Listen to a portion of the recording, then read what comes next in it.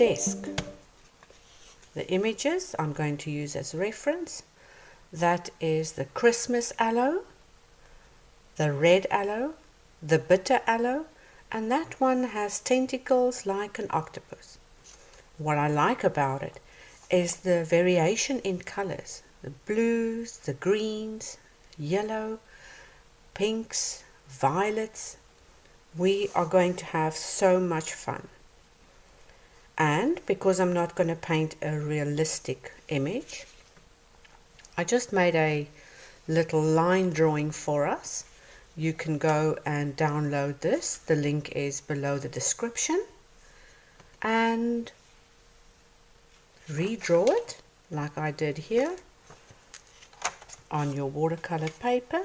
For this one, I'm using my Etcher 8 by 8 inch square block. I've come to really enjoy that, and maybe you can give it a go. Okay, and last but not least, the color palette. This is the one I put together. Cobalt teal, I think that's cadmium red, lemon yellow, the worst blue in the world, and don't quote me on that name. That one is very chalky. You'll see in the video that I had for the compilation of this palette that I wasn't happy about that, but I'm trying to finish it up so that I can fill it with proper ultramarine. This one is burnt umber and then quinacridone rose. This is just a piece of white chalk that I sometimes use to highlight areas in my sketchbook. We're not going to use that today. And then a few brushes, paper towel or blotting towel, your water, and as always I have a candle on my table. That's just my thing. You don't have to have that. Okay, time to roll up the sleeves and get to what we're going to do today. The image was drawn with a regular 2B pencil. I'm going to take my kneadable eraser and just lift some of that off because I don't want too much of the pencil line showing. And of course we're going to work in layers, so I'll go through everything step by step. In the meantime, you can download your image and redraw it on your watercolor paper and follow along if you like.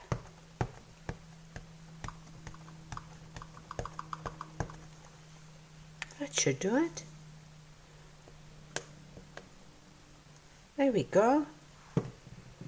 Alright, I'm going to give you a closer look at what I'm doing. If you've worked with me before, you know that I like to give you actual footage and demonstrations of what I'm doing, and I've decided to actually let you in a little bit closer. To start off the first layers, I'll add one area, let's say this area, and paint it with water. So what you're doing is just collecting water on your paintbrush and filling in that area. Now by now you should have woken up your watercolor palette. If you don't know what that means, let me show you. When we talk about waking up our palettes, we're literally taking water and making sure those colors are nice and loose. And for those who don't know what these colors look like, there's the cobalt teal. It's nice and woken up already. That one is the cadmium red. There we go. Get them a little bit closer. The lemon yellow. Oh, that one's nice and juicy already. And this blue, It has that milky, chalky look to it. I have to admit that came in very handy on my holiday trip when I had to paint masses of skies and didn't have to dilute the paint that much. And I think that also helped me get rid of some of it, just like I wanted. I see that my quinacridone rose is also running out. I'll be filling that. Okay, back to our leaf, the first one we selected. It's nice and wet, you can see it glistening. Alright, now take some of your juicy paint. Let's start with that yellow. Get some yellow on there and just drop in a little bit of yellow here and there. Not too much, and mostly on the tips and the top end of the leaves. Those deeper edges are going to be slightly darker in value. And we're not going for a realism here, but we are definitely trying to imitate that and translate it to what we are doing here. So I don't want the colors touching each other. So the next leaf, taking some clean water, painting that in, and this is just the first layer, and we're starting with yellow, so it's going to be quite easy. You'll see some of that yellow is bleeding in there already, very lightly. I don't mind that. Just dip in some of that yellow in that second leaf. Alright, next one. And because we're going to be busy with the yellow for the remainder of this one, I'll go through it while you watch or follow along. We're going to do more or less the same thing, just get some yellow into each of those leaves. This one I'm going to do the inside and that outside edge, but only give a little bit of color on the outer edge. That leaf I want to keep a little bit darker, so I'll only put some yellow in the top. You might need your hairdryer today because we are going to dry off the layers in between before we add our second layers and additional colors. For that one, I'm going to add some yellow at the bottom, maybe where the sun is catching it. For that next leaf, again, just a little bit of yellow on the tip.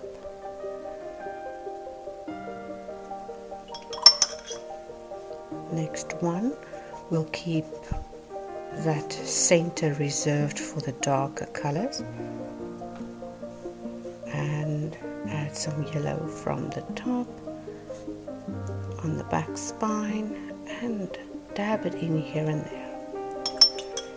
For the next leaf, let's see, I have some dirty paint there. Let's just get some clean water again. Again, I'm going to do the bottom darker or cooler, so let's keep the yellow in the top area. We'll play a little and just drop in some of that color. Okay, last leaf that's actually attached to the plant. We'll do the top bit, little tips, and leave the rest. I think we can add a little bit of color in there. The brush isn't washed off completely, so it's a little yellow dirty mix in there, and I'm okay with that. For this slice of the leaf, I'm going to just wet the whole area and See how nice and glossy and glistening? It hasn't soaked into the paper. Can you see that wetness has soaked in there? So this is still glossy all over. And I'm only going to dab in some color on those pointy ridge edges. And there we go. I'm off to dry these layers, and I hope you followed along and doing the same thing. Okay, everything is dried. There we go. And we can go on to our next layer. Now for that, I want to mix up a little bit of a bluish green. We could actually just use the cobalt teal. It is a very strong color. So I'm going to add a drop of yellow and bring that color to, say, about there. Now if you don't have either of these colors, you can easily use one of the greens in your color palette. There's really no rhyme or reason why you should follow me exactly. This is, after all, a little bit of an illustration type of watercolor today. Right, let's get that color in. This time I'm not going to wet or pre-wet. I'm going to use that color as I mixed it up. And you can have variations of it, a bluer area and maybe a yellower area. And you see my three mixes. So it's that cobalt teal on its own, and then a mix of the cobalt teal and yellow, and then a dirty yellow mix over there, sort of limey green color. Okay, so I'm going to go upside down just for a while. I want to show you how I reach into that corner with the darkest color. So the paper is dry and your brush is filled with that blue-green. And you start at the base, and then with that dirty brush dip into the second color. Now I'm going to rinse it, dry it off slightly, take the second color again, dry it, well, rinse, then dry, and then take the yellow, that yellow mix, and drop it in. And from here on, just water as we gradually go into the yellow. It's alright if you miss a few spots, that will just add some interest. Alright. Now, because I want some definition between the leaves, we have to distinguish now which ones are in front and which ones are tucked in behind. So this one is a little in front. We will keep that in front. That one is behind. So let's do that same process. Take some of your darker blue-green. Start at that base. Just give it a little bit of color. All I did now was just wet the brush slightly so that I can thin that color down. Then rinse and dry, and take some of that yellow, dip it into that, and just work it upwards into that leaf slightly, and leaving some gaps will be fine. So we're reserving that first layer of yellow and adding our darker green. This leaf here is also behind.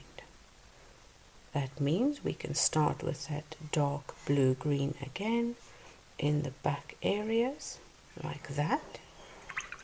Just wet the brush slightly to dilute that color. And this time I'm not going to add the yellow-green. I'm simply going to work the color that's already there into that leaf by dragging the watery brush over the top. See how that is bluer and that is warmer. And because that leaf is way in the back, it should be cooler, the same as the bottom ones and the ones that are in shadow from the top.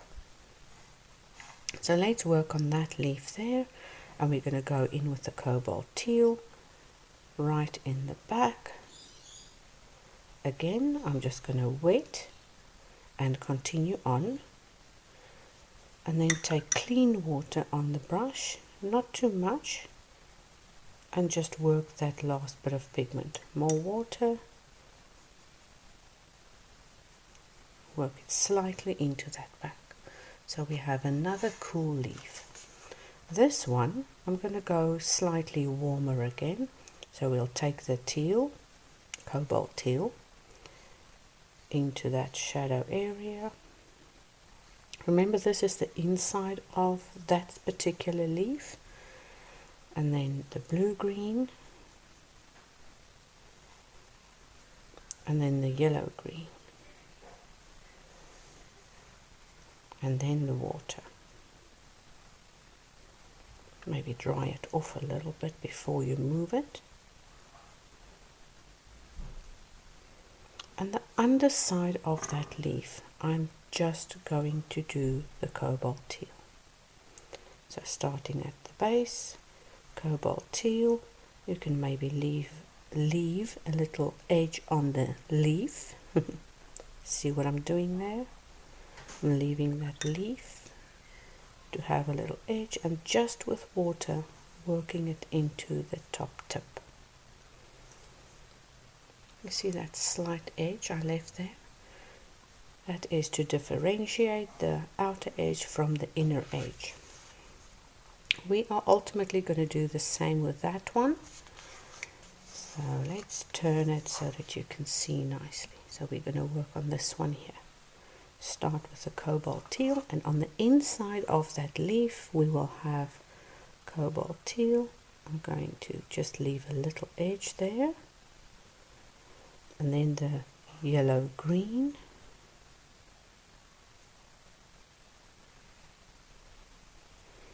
and then just the yellowish green, and some water. Again, rinsing the brush and moving that paint upwards.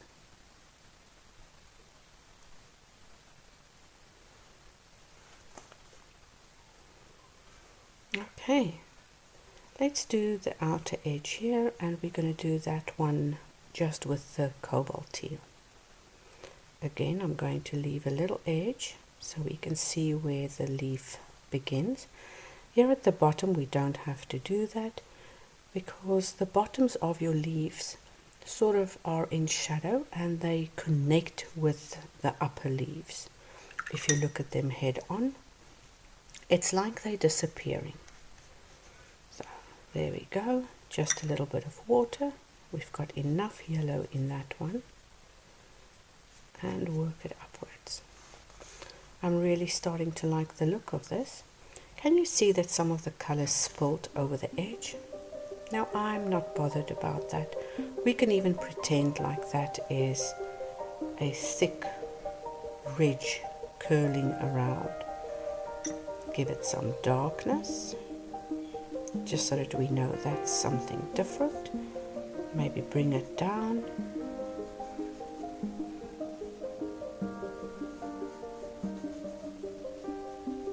There we go. Nothing is ever a problem.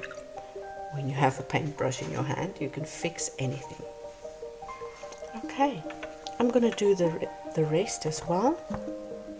Remember, the bottom ones will be darker and will have less yellow. Maybe just use the cobalt teal for them. Again, keeping in mind the bottom of that leaf will be darker and the inside of the leaf will be slightly lighter.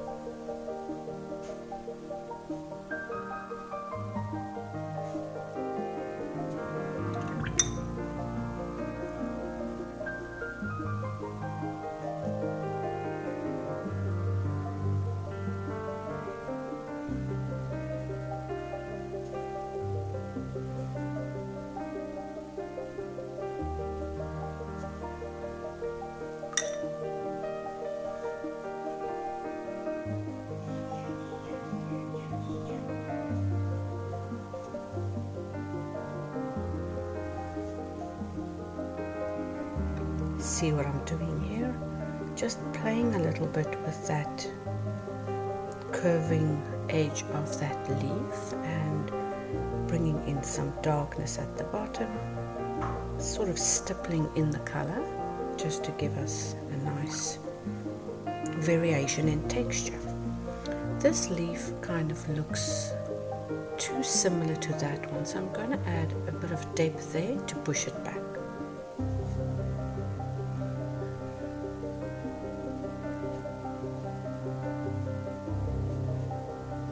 It is still quite damp, and that is also fine. I want those colors to have that textured look from the bleeding.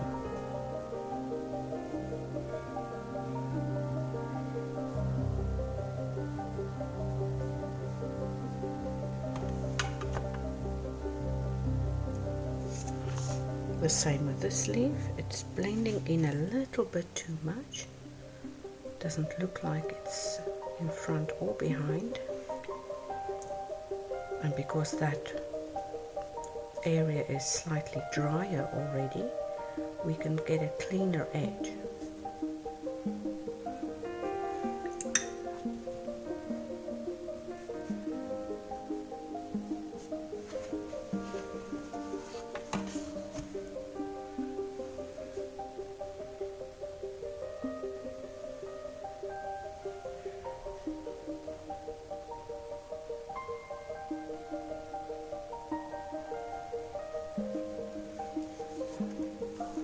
So,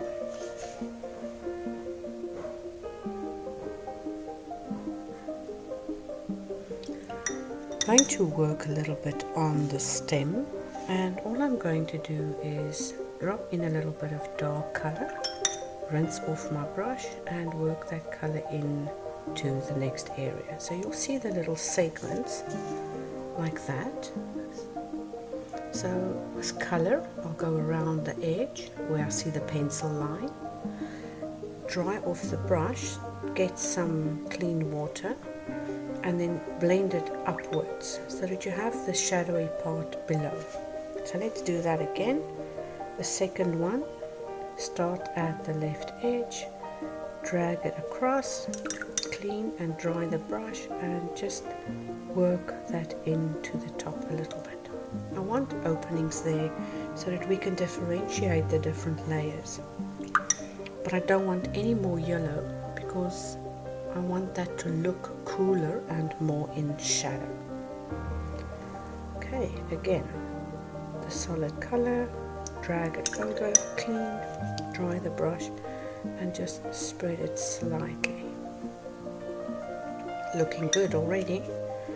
Get some more teal on the left, drag it across, and make sure to wiggle your brush so that you have patterns forming or irregular lines. And we'll do the last one just on the left hand side and sort of bleed it out to the opposite.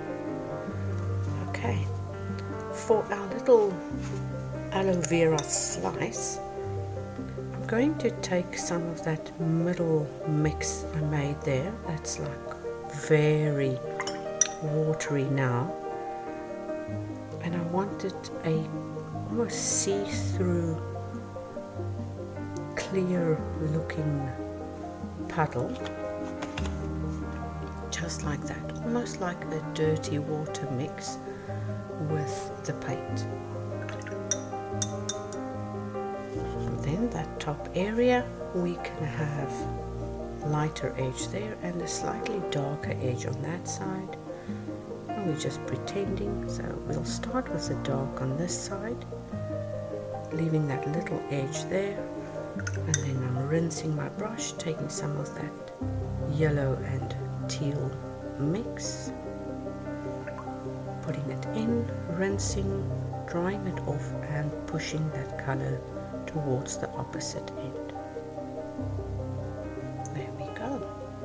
And then that edge going down, that is the bottom of our leaf like that. I'm just going to add the cobalt teal, leaving that edge again so that we can see where that scallop is. And this time I'm going darker as we're going down. There we go. Drop in a little more dark or concentrated color, just so that we know that is the bottom. Okay, I'm going to use some concentrated color now that these areas have slightly dried to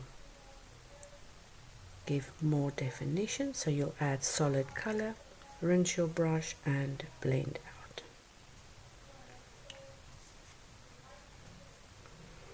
Again, get some color. I'm just going to mix up a little puddle there so I don't have to go into the cake all the time. Take some color and we'll do the center leaf now. Give it a little bit of a shape. Rinse, dry off slightly and blend it out. The inside of that I'm going to go a little darker.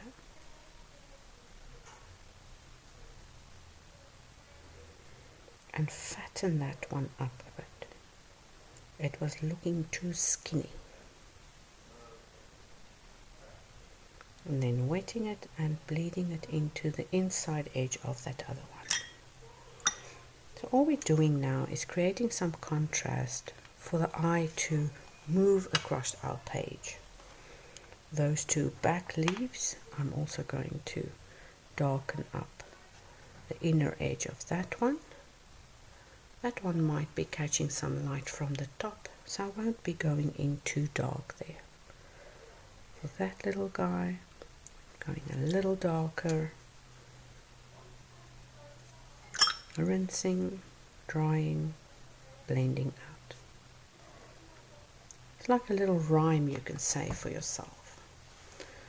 So that is looking really good. One last thing I want to do, and I'll do that just as soon as I've dried off this painting. I'm going to add a little bit of that quinacridone rose to give us these little red pink tips. Okay, let me go dry, and so we can let me go dry it off and we can get to that technique quickly. I'm going to bring you in a little bit closer and we can do those quinacridone tips. Looking at our reference, that's just an indication of where we're heading. We don't have to do it like that. And as you can see on our drawing that I've supplied, I didn't give us those long stretched out feeler looking edges, but you can always change your drawing. If you take a look at my drawing, you'll see that it's also not elongated, but we can easily turn that around with a little bit of, let me show you how little. I'm just dipping my tip into the quinacridone rose and creating a milky puddle, and that milky puddle will, when I say milky puddle, I don't mean a white watery milky pastel color. I mean the consistency of milk. So you have some concentration in your color, but it's not thick and opaque. It's semi-transparent. Okay, so get in there. And this is dry paper onto wet paint onto dry paper. I'll draw out beyond that initial line just until I have color on the tip. Rinse that brush, dry it slightly, not too much, and then add more water.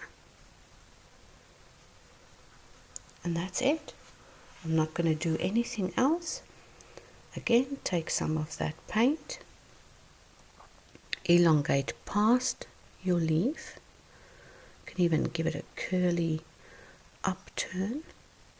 Add a little bit of color, rinse the color out with a semi-damp brush. Just draw that in. I don't want too much on that inner edge, so with a dry brush I'm lifting that out. There we go. Next leaf, exactly the same thing. Take some color, extend. This time I'm wiggling my brush just until you reach that leaf color. Rinse your brush and blend it out.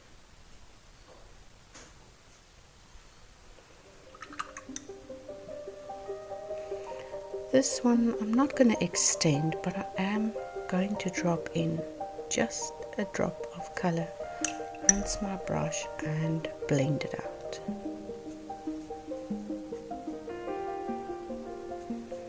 Maybe sharpen that little tip with just a drop more. There we go. And you can go around and do the same with all the leaves.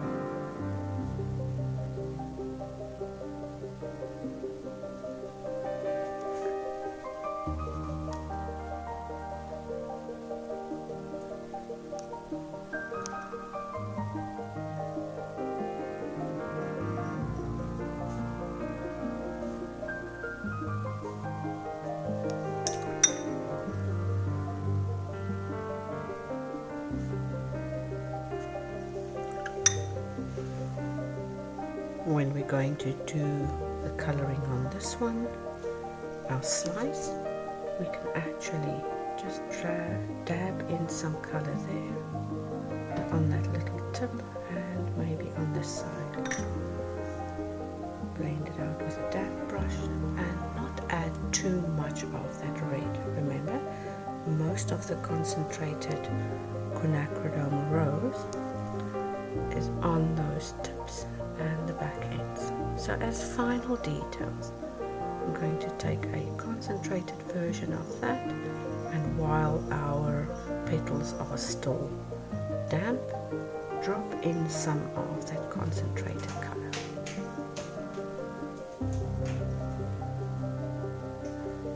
Here and there, not everywhere, and don't outline, just add a drop or two. You'll be surprised at how much a dash or a point of something can elevate your image. Sometimes exactly what it needs is just that little dab of color.